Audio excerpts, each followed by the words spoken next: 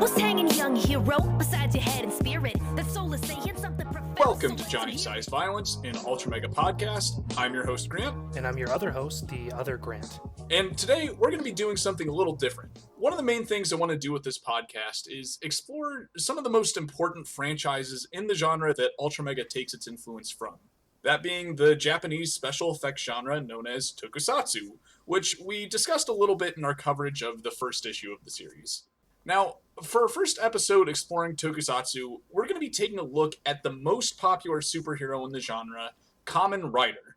Now, it might make more sense for us to start with Ultraman, since that's the series that UltraMega pulls most of its visual influences and character designs from, but I kind of want to test out our format a bit here so I can do Ultraman proper justice later.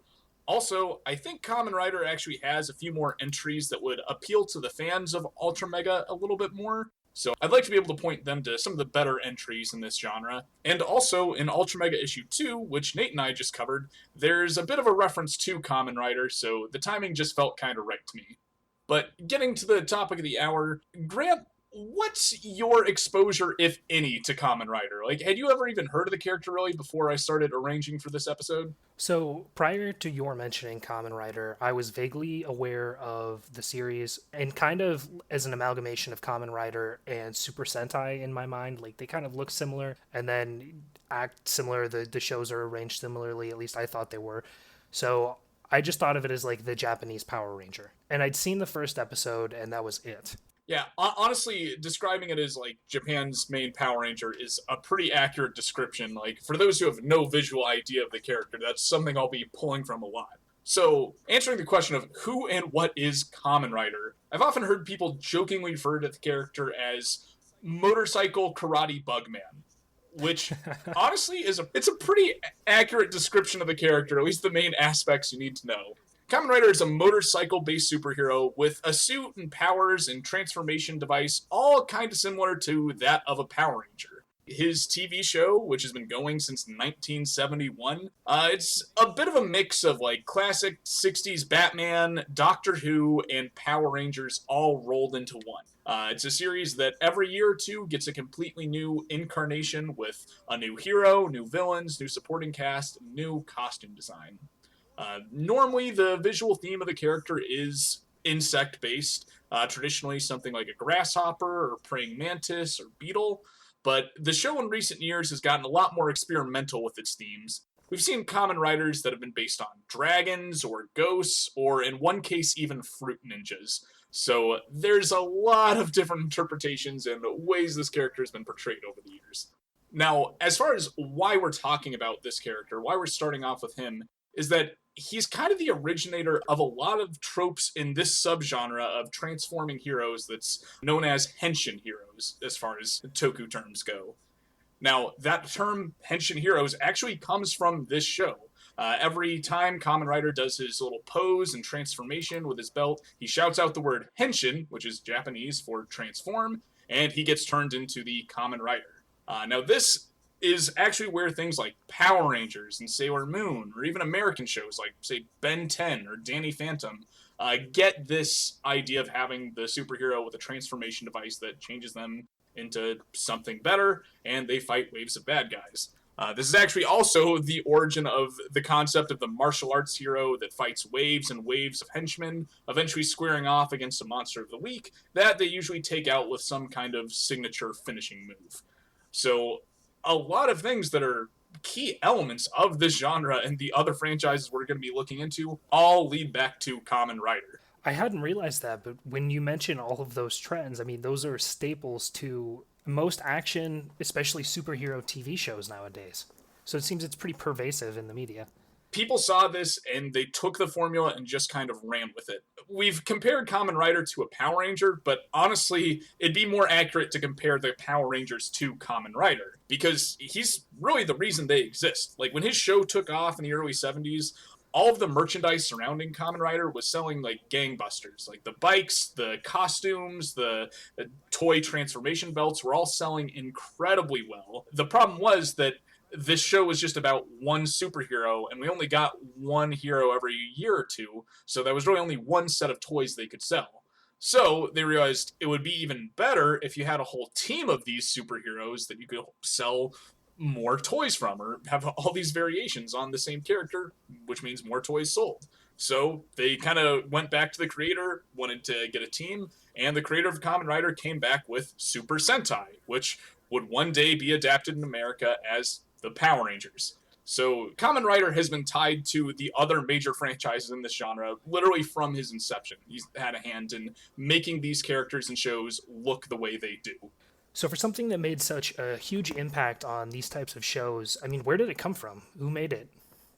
Kind of going into the character origins here, Kamen Rider came out in 1971 and was created by Shotaro Ishinomori, who I honestly didn't know about before researching this episode, but he's often considered to be Japan's Stan Lee. He created Kamen Rider, and as previously mentioned, he would later create Super Sentai, and he's also behind a lot of other pretty big franchises in Japan that haven't taken off quite as much here.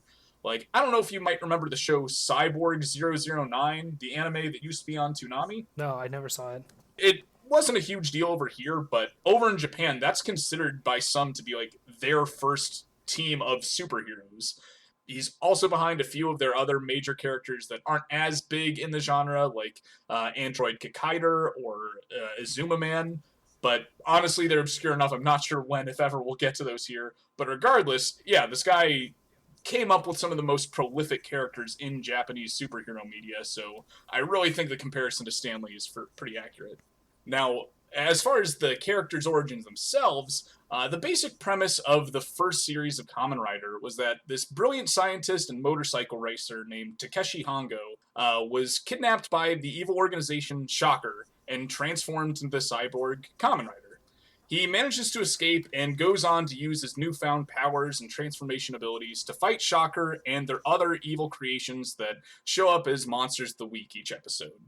Now, this first season of Kamen Rider would establish a lot of the tropes for the series going forward, especially in the immediately following seasons. Some of the staples of this franchise show up very early on in this series. Like, I noticed a lot of superhero properties take a while to kind of find their footing, but just kind of in trial by fire, Kamen Rider stumbled its way into some of the things it's known for. Probably the biggest one of these, though, is the idea of Kamen Rider being a mantle and not just one hero, which actually comes as the result of an on-set stunt accident from filming the show. Within the first 10 episodes, our main actor playing Takeshi got in an accident doing some motorcycle stunt, broke his legs, and couldn't be Kamen Rider anymore. So the show just kind of wrote out its main character, said he went to fight this organization elsewhere in the world, and brought in a totally different character to be the new Kamen Rider fighting in his place. So he took the role of the hero for the bulk of the first season. Eventually that actor's legs healed and he was able to come back, and we then had two Kamen Riders fighting side by side. So yeah, due to this ridiculous on-set accident, we stumbled into the idea of Kamen Rider being a mantle that gets passed down the line, and some of our first crossovers of multiple riders. Yeah, when I read about that, it seemed really crazy to me that, looking back, it was the 1970s, so this may have been more normal then, but that their main actor for the series was also the stunt person behind the Kamen Rider doing all of the motorcycle stunts, and also that they were able to work in so gracefully the motorcycle accident into what then became, as you mentioned, a staple to the series and then also to this kind of media in general. Yeah, if that accident didn't happen, I really do wonder if this would have just been kind of a one-season show, like have this character show up, fight the bad guys, and then just sort of retire the mantle, because that's exactly what happened with a lot of Shotaro Ishinomori's other creations, like Android Kikaider and Azuna Man. Both are kind of similar ideas about a cyborg-like person fighting an organization that creates him, and they both only lasted one season and haven't been seen nearly as much. So honestly, these freak accidents may have been the key to Kamen Rider's continued success. Now, speaking of the continued success, I'd like to take a look at how Kamen Rider has changed through the years. Kamen Rider is one of a number of long-running Japanese franchises that gets split up into different eras that reflect certain tropes of the show and themes of the time the series are being released. These eras are named after the Emperor of Japan at the time of the series release, and there are certainly tropes we can see change over the years. The first era of Kamen Rider was the Showa era, ranging from the series premiere in 1971 through 1986, with the last of the original run of shows, Kamen Rider Black RX. And generally, for these first 15 years, each series was kind of a repeat of the same formula, just with a new writer and costume design each time. Some series varied more than others, but generally the premise was that some heroic protagonist either experiences some freak accident or gets kidnapped by an evil organization or some cultists, gets transformed into a cyborg with the ability to turn into Kamen Rider, and then uses those powers to fight the evil organization that creates them. So generally a pretty standard repeat of the things we would see in the first season. New character, new powers, but still fighting waves of bad guys in a Monster of the Week each episode. But we did pretty quickly get these awesome yearly crossovers featuring every Kamen Rider up to that point. And because these characters have a costume that covers the main hero's entire face, like a Power Ranger, it meant you could have all these former heroes show up without having to get the original actor to show up as well. Since a lot of these crossovers only last 20 minutes to an hour, it's not like we have all these Avengers banter moments between characters. You really just need a guy in a suit to show up, ride a bike, and beat up some mooks, and you've got a crossover that is more than enough to blow kids away. But after that last series in 1986, Kamen Rider took about a 14-year hiatus where we didn't get any new series. There were a couple movies throughout the 90s that I really would recommend fans of UltraMega check out, since they actually tended to be much darker than the shows, sometimes bordering on an R rating, and have a few more of the sensibilities that would appeal to fans of the comic. But otherwise, there was almost no Kamen Rider during that period. But then, in the year 2000, we got the start of the Heisei era, which also relaunched Kamen Rider in a very new style. The show started to gear toward more of a younger audience with a focus on selling toys each season, but we also saw much more of a variety within the Kamen Riders of each season. We didn't see as much of the bug themes anymore, the costumes are a lot shinier and more sleek, and we just get much more original ideas with this general concept of the motorcycle riding superhero.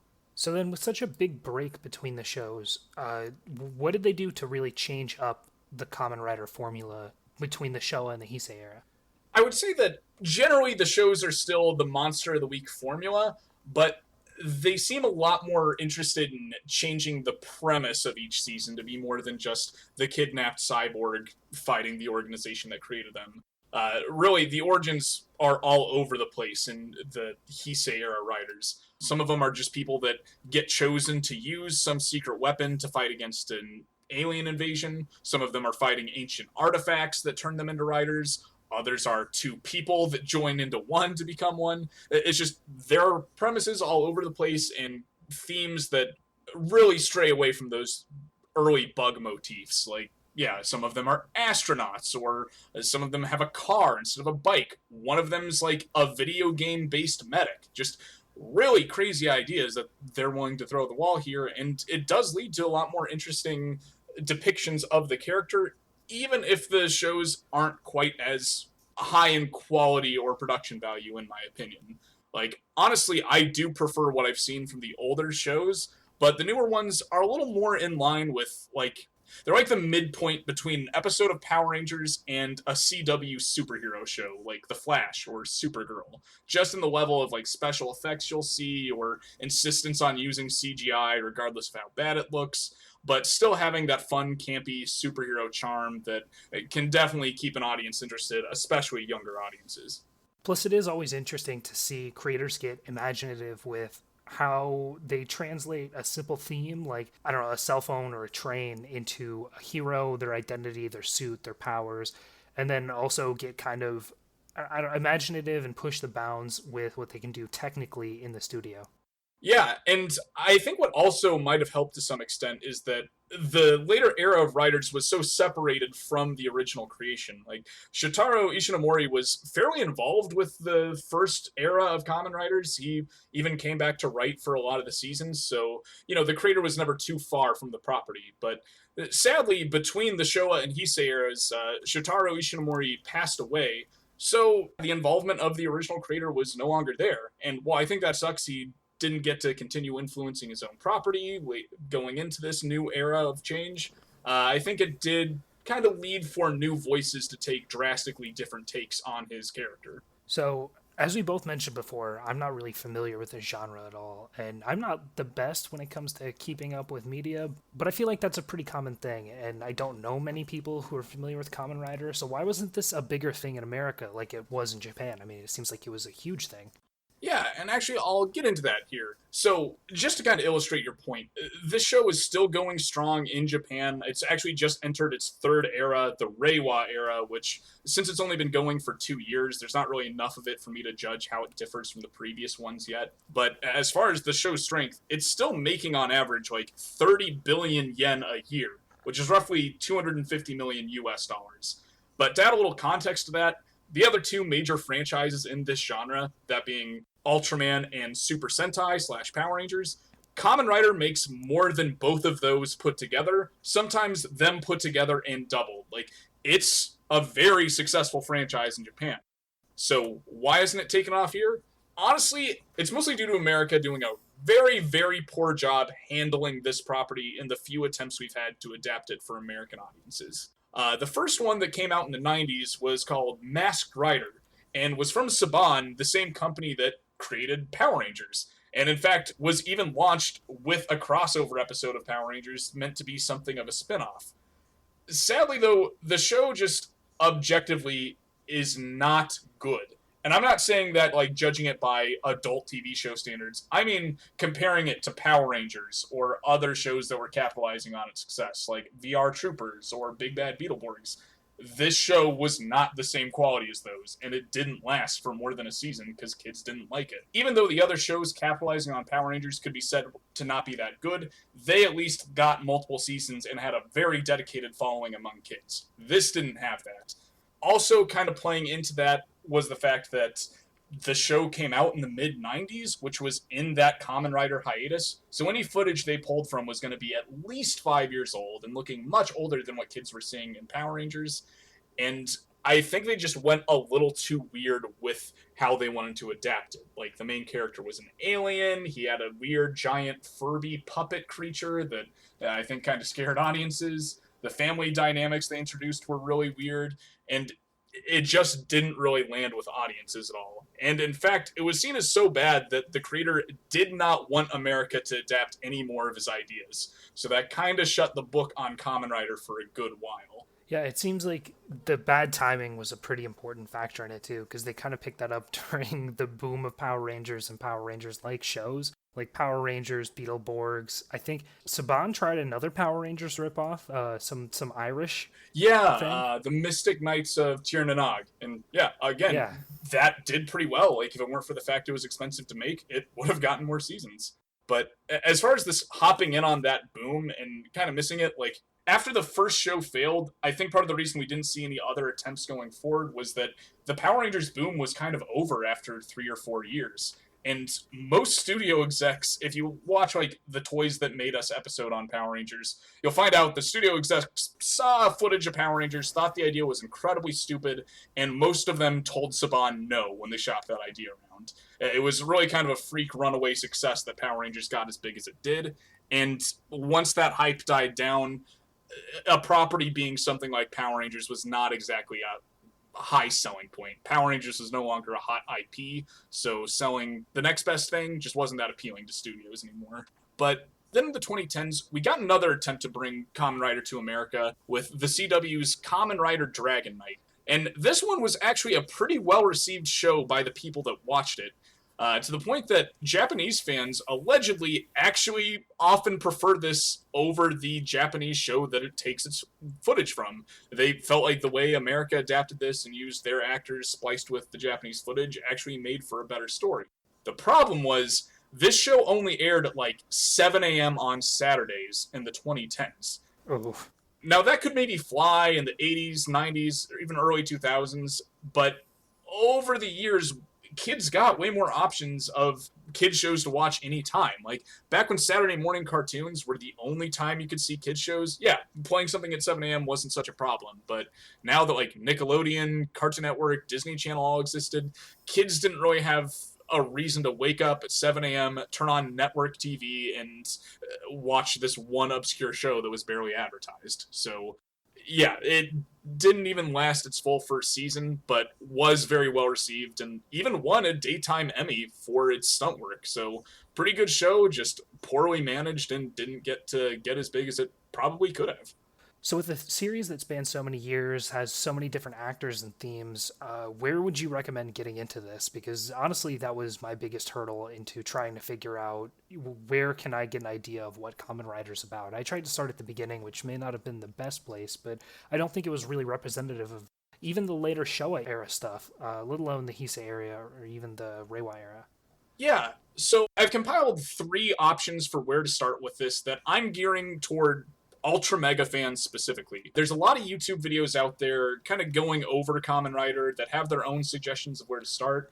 And personally, I would recommend people check out the YouTuber Markusatsu's History of Kamen Rider video, because he does touch on every single interpretation of the character and give you a quick description of all of them. So if you want to take a good 40 minutes to an hour to get kind of a crash course on the franchise, that could be a good place to start. But I know how impenetrable this franchise is. Like, what's sad is now is the easiest time to get into Kamen Rider in America, and it's still incredibly hard to find.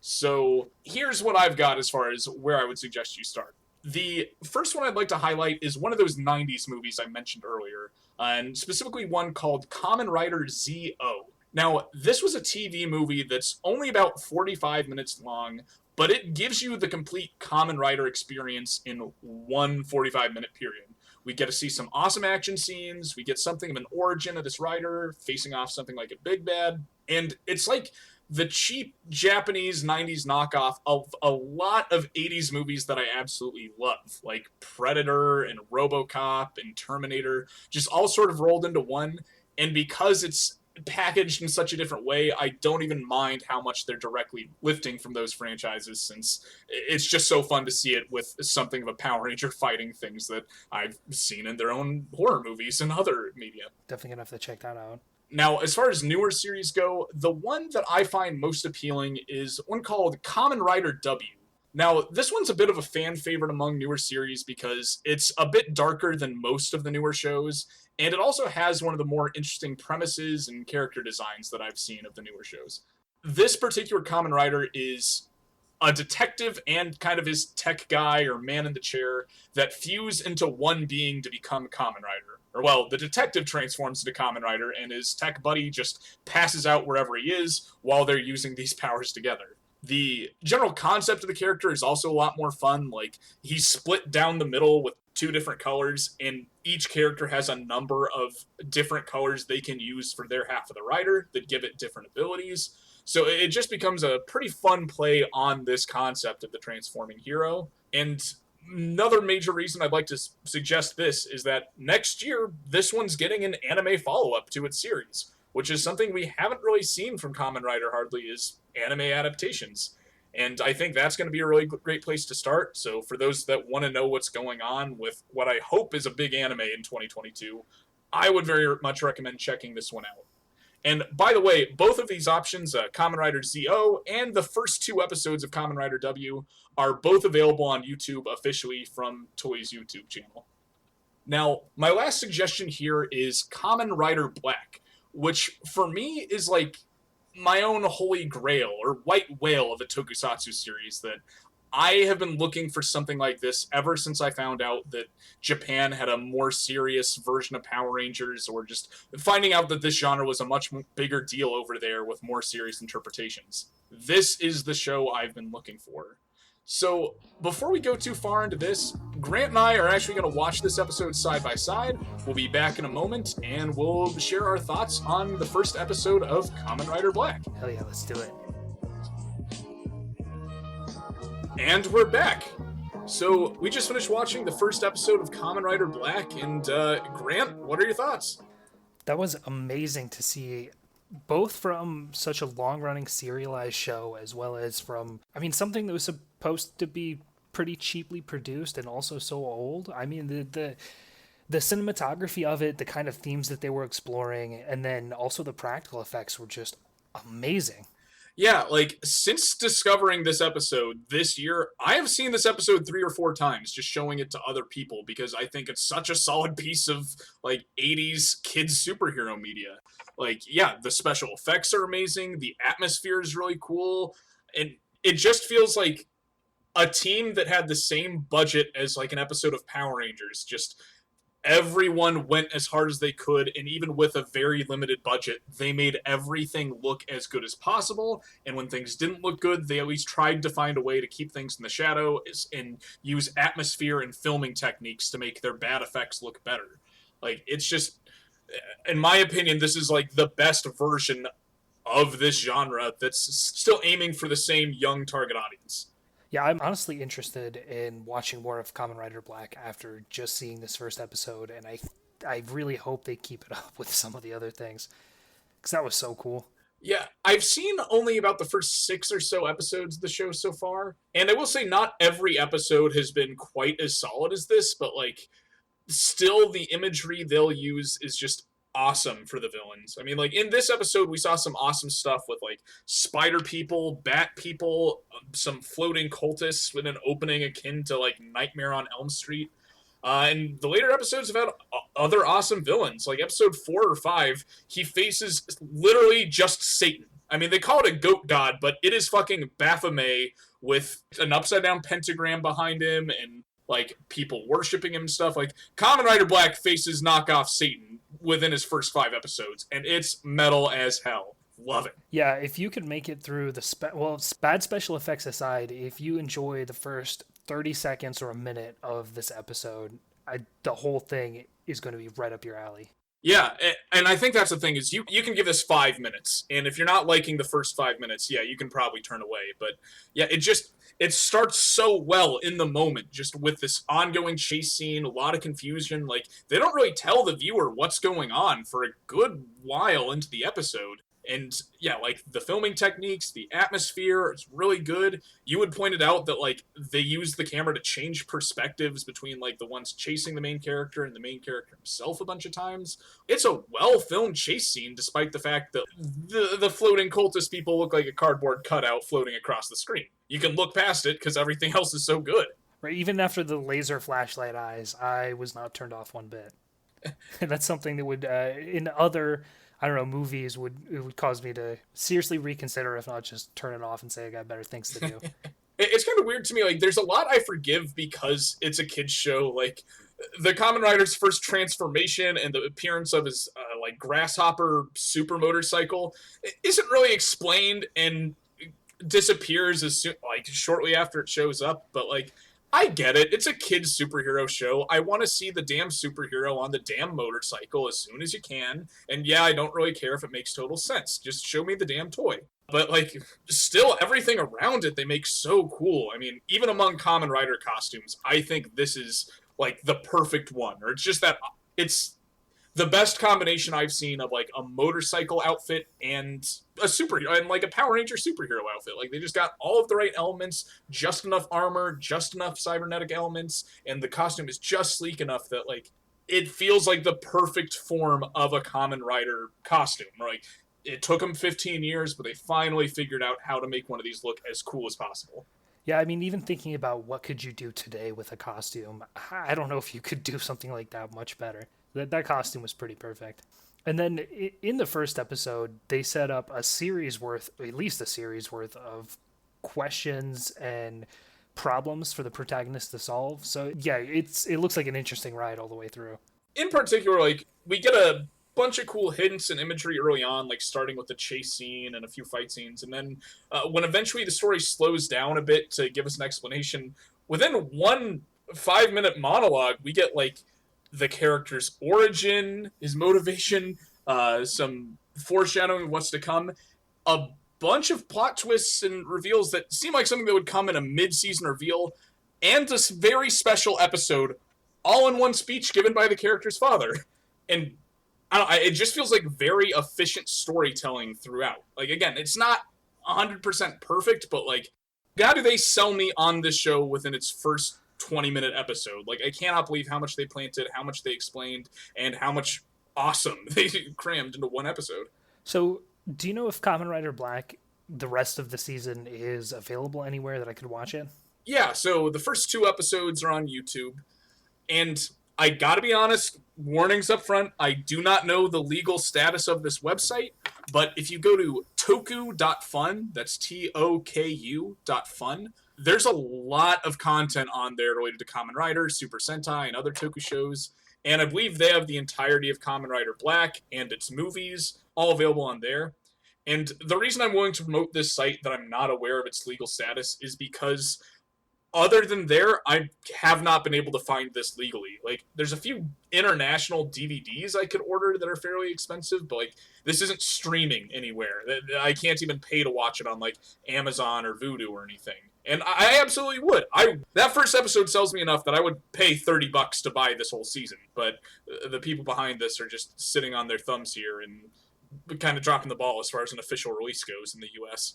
It's a shame that Netflix or Amazon or somebody hasn't picked this up.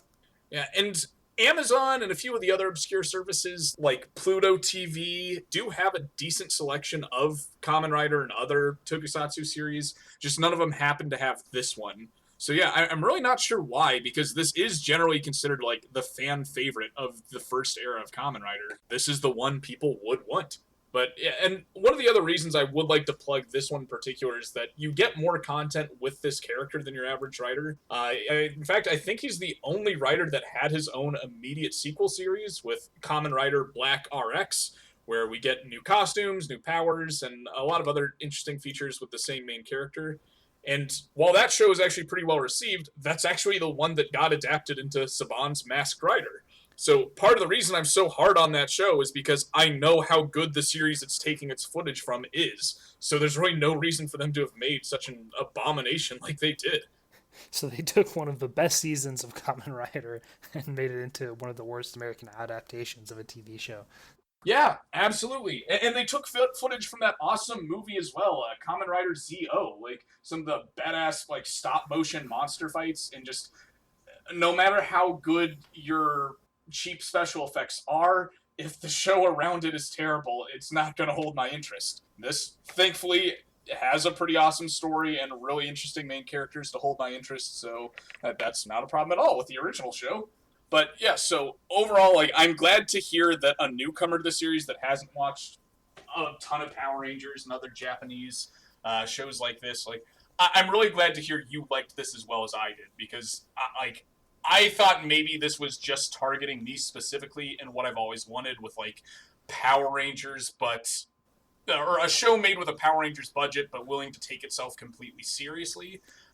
This has been exactly what I've been looking for since I was a teenager. So yeah, I'm really glad you liked it as well. Yeah, the first episode was better than some movies I've seen.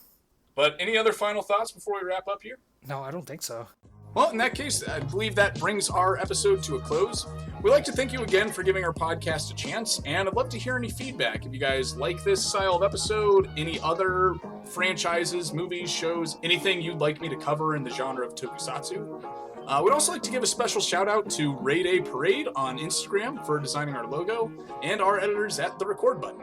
If you want to follow us on social media, we're on Facebook as Giant Size Violence and Twitter as @UltraMegaCast.